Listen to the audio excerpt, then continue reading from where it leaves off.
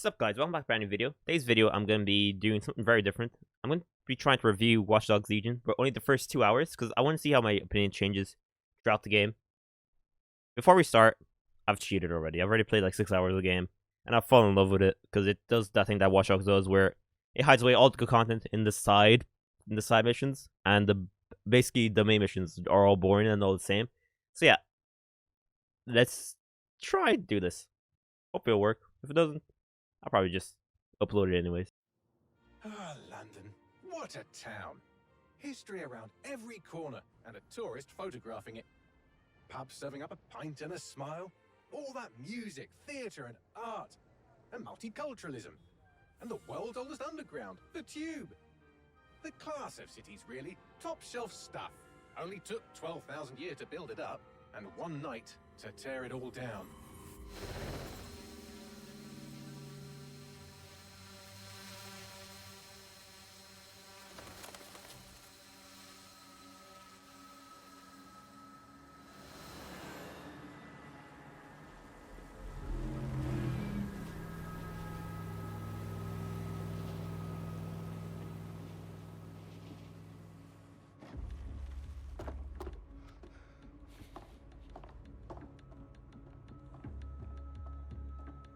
What's our status?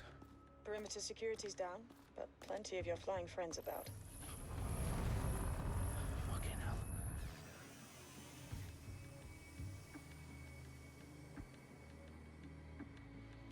Dalton, no time to waste. Yes, ma'am.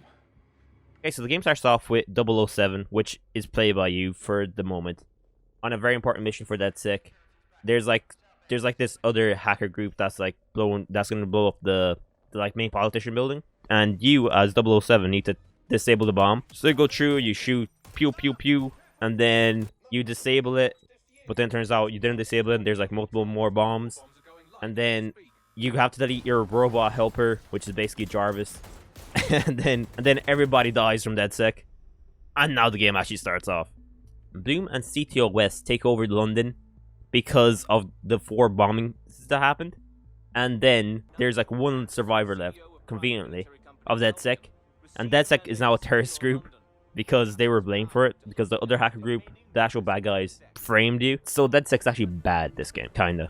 Not really. I mean, there's literally no circumstances. Nothing that changes there. You can still walk around as a DedSec member, and the cops won't stop you or anything. So it's meant to be a circumstance, but it's not really. Like, nothing happens from it. So this one member, she's like, oh, I need to bring back DedSec. So she like searches up on her computer. She finds you as like one of the last survivors. You're literally like the last person alive from DedSec. So then you're taken to the character select screen. There's a lot of variation, a lot of characters. There's different power-ups on all of them. And then you take over that character, drive to the DedSec headquarters, do a simple hacker puzzle, which hasn't changed since the first one. But if it's not broken, don't fix it, I guess. And then you flip like a radiator, the door opens, you're taken to a loading screen. When you go into the base, you reboot the robot Jarvis, basically, that you deleted from the first mission. The whole reason we deleted him was so we would erase his memory and erase him. But somehow he's back now. So, you know, it's Watch Dogs things. Basically, all his memory's been wiped. So, at least that's continuing from the last mission. Apart from the fact that he knows everybody's names and what happened before he was deleted. Which you would think would be like the first thing to get deleted. Well, it's okay. It's okay. And then I ran around the base while trying to reboot him. I picked up way too many headphone collectibles, and that caused the game to crash. Then I had to wait 5 minutes for the game to reboot. After I waited 5 minutes for the game to reload, I redid the entire process, rebooted the robot, and we were met with the girl from the first mission. Then you get an explanation of why DedSec is the hero and not the other 4 groups that are trying to save the city. And then I went clothes shopping. By the way, they've increased all the prices on every single item. And they've also added like 2 new currencies for microtransactions. It's only clothes stuff, so it's not that bad. And then I found a pretty cool like photo booth thing. Where like you step in it and then it would take you to like an AR type of like zone. And it was actually pretty sick. So I like that. Like see the thing with Watch Dogs is that the guys that do the small stuff are actually way better than the guys that do the main story. That's something you need to learn about Watch Dogs. So that's why you need to play it all out. You need to explore. You need 100% Watch Dogs to actually get the full joy of it. And then you're taken to probably the best addition to the game, I would say. You get to learn the hand-to-hand combat, which is super changed, and like it's so good that there's a fight club. There's 5 fight club missions. 5 Fight Club missions in the game, where basically all you do is you go there, and then you just fight people, and then you get to recruit them at the end, and they're like super powerful. So it's actually very useful, and they're each teamed with their own team. Like there's one that's a robot one, there's one that's just a slum. It's very, very cool. So that's probably like the best part of the game, I would say. It's so good. It's actually so good. If I think they may have copied it from like Assassin's Creed or something, because it feels so good. Like it's basically only 3 buttons, but it's so much better than the last game. Like the last game, it was basically you run up on a guy, Marcus will whip out his baton or whatever, like his wrecking ball, and he just slap the guy in the face. The guy fall on the ground, and then you hit him again.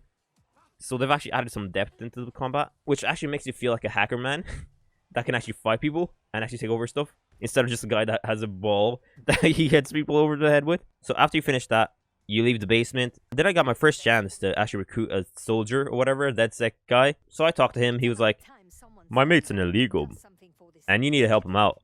And if you help him out, I'll help you out. So I get her out without anybody noticing, obviously, because I'm very sneaky.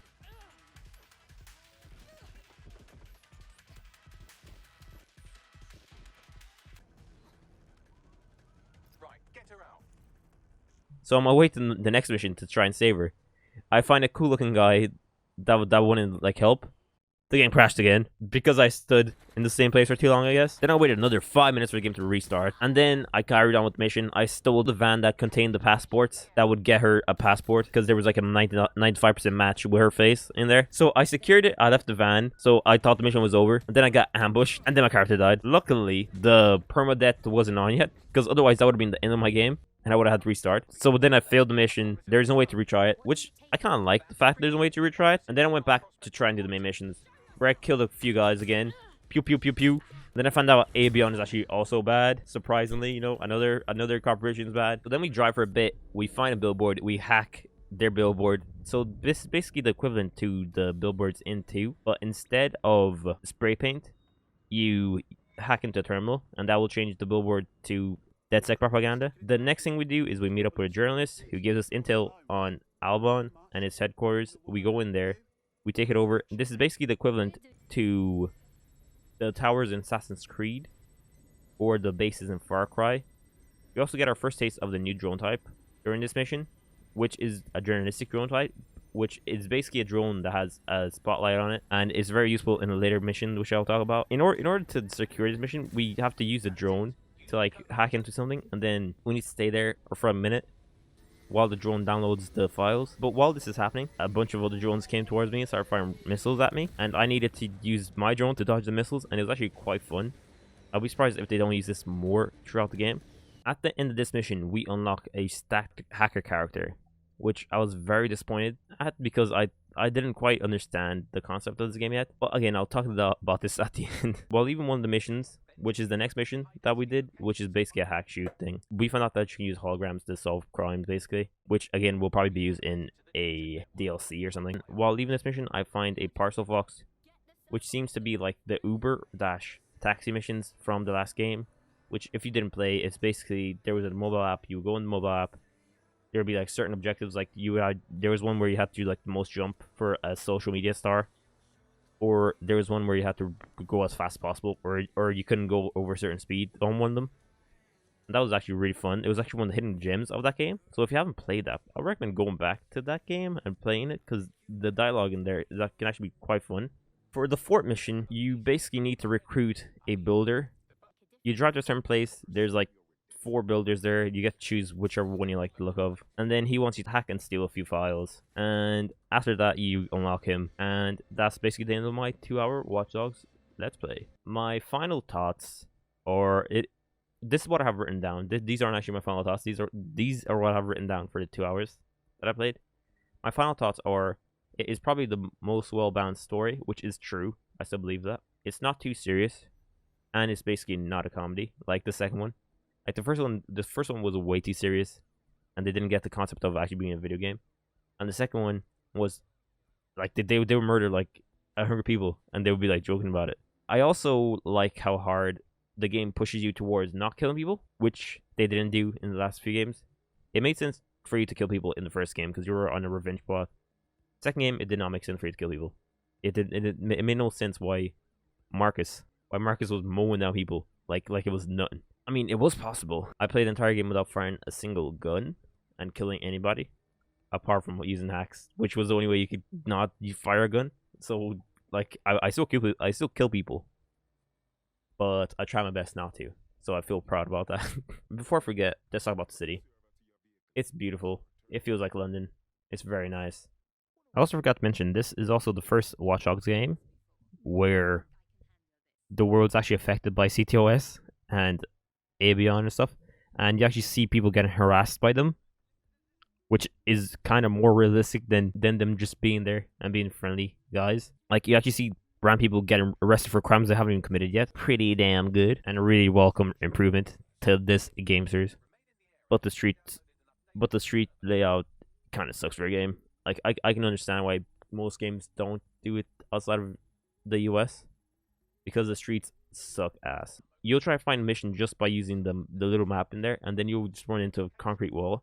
You have to go all the way back and like find a tiny road that leads into a secret area. So it's not very good for like for an open world game, which is why most games avoid London probably. But it is a beautiful city. It's nice that a game actually gave it a shot. The radio is also very good. Like, you have all the UK rappers on there. You have a pop station, pretty good too. And the talk radio, like the just regular radio lady, is actually very interesting. And they like it's interactive. So like if you do something in the game, she'll talk about it on her radio station, which is quite fun. This is what I had written down before I played a bit more of the game. And last but not least, the recruitment system alone was worth making this game for Ubisoft, because I will be surprised if they don't use this in all their other titles, especially if they improve it and copy the Nemesis system, because you can already have a character dislike you and dislike DedSec. All they need to add is the ability for the character to be able to hunt you down and kill you. Because, like, what's the point of having them hate you other than stop you from recruiting them? Like, they would obviously like try and kill you if they hated you that much. And that's about it for my 2-hour let's play of this game. So now let's talk about my other 7 hours. So literally the next mission I did after I ended the video was I was flying on top of a drone and I was trying to hack stuff. And like, the builder actually has a drone that you can call, which you can sit on. And basically we did a heist mission where we stole this like container and then we put it inside a truck. Then we hacked a bunch of stuff around the city and took control of an entire city block, which was sick. And I must speak about the recruitment system even more after this. After I've played it for a bit more, and I've unlocked some of the special characters. There's this guy called a Spy Plus, and he has a card that can go cloak. It can cloak itself, and he has a silenced pistol, and you can just shoot people in the head with it, and it's a one-shot kill. And it's just so much fun playing with this character. At first, I kind of thought that they had downgraded the like combat in this game, like the gunplay, because I was only able to access the electric pistol, which basically it wasn't one shot hit like the last electric pistol. So I kind of thought they had downgraded it and made it a lot harder for you to actually be able to sneak. But that's just because I didn't have the right abilities unlocked yet. So like after playing with this character and playing with the builder character a bit more, just playing with different characters, I must say that this game's combat system is way more in depth than the other ones. Like, the hand-to-hand combat with the right character feels so good, and then when you're playing as 007, shooting people in the head is so satisfying because it feels like something that the character would actually do because he's a spy. He doesn't care about killing people. And basically, I didn't understand at the start of the game that you're not actually the main character that you chose at the start. You're not that character that you chose at the start. Like, it doesn't matter if that character dies, because you're not him. You are DedSec, and all these guys that you recruit are basically just tools for you to use to go on murder rampages or to sneak in and hack everything and not even like go inside the building. Like, that has limitless amounts of gameplay you can play. The characters also have like gambling traits, which allows them to win and lose money throughout the game, which can be kind of annoying. So I would limit your amount of gambling characters to probably one, because I can see this very easily getting out of control. And before I forget, the side missions are the shit in this game. You need to play all of them. Do not neglect these side missions. They are fantastic. Like, in order to take over one of the bases, there's like this mission where you hack and shoot a few things, and then you go downstairs, and then you go into this basement. The basement is pitch black. It's pitch black, and basically all you have there is a journalistic drone that has a flashlight on it, and you need to use that drone's light to guide you through this parkour section. And it's sick, and it takes forever, but once you actually complete it, it feels so good. And then you go into this, and then as soon as you open the door, you find out that they've captured people and they're using them for like human harvesting or something. So you walk in, and you see all these people to your right, all in cages, all feeling pretty bad about their situation. And then you walk in, you go to the left, go to the right, and there's like just one guy there. You shoot him in the head, hack him, release them, and then you take over the area, and it feels pretty damn good. I do think that they could have done something a bit extra. Maybe like had like a full like security system, a full like security team in there to stop you, because it kind of felt anticlimactic to have just one guy there and shoot him in the head.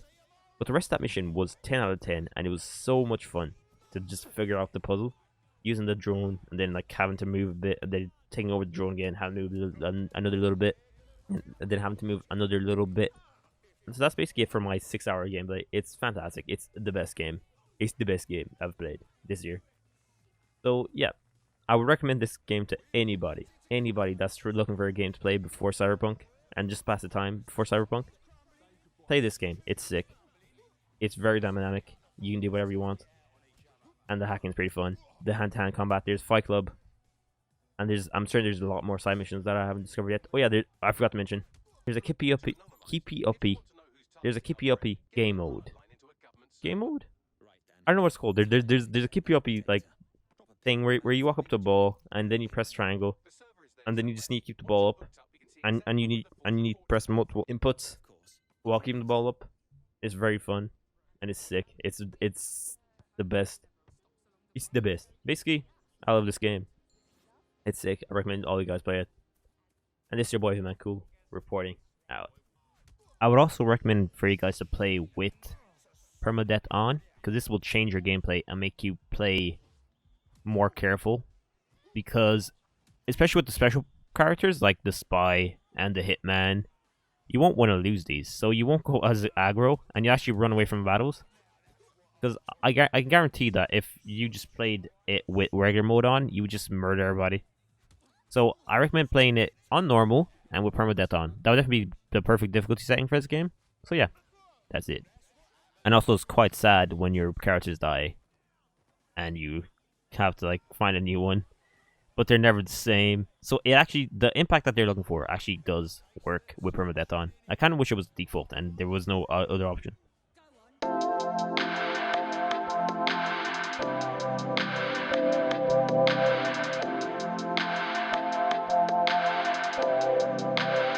And I don't know why I'm running. First name like my guys, and first time that we